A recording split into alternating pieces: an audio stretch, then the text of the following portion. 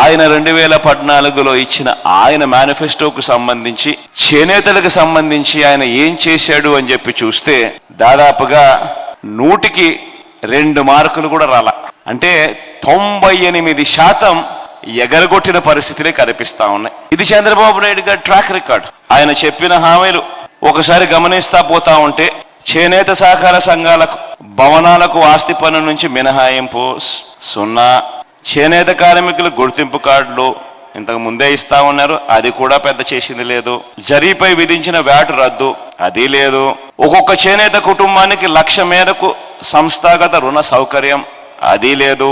చేనేత కార్మికులకు 1000 కోట్లతో ప్రత్యేక నిధి మరియు బడ్జెట్ లో ప్రతి సంవత్సరం 1000 కోట్ల రూపాయలు కేటాయిస్తాం, అది లేదు.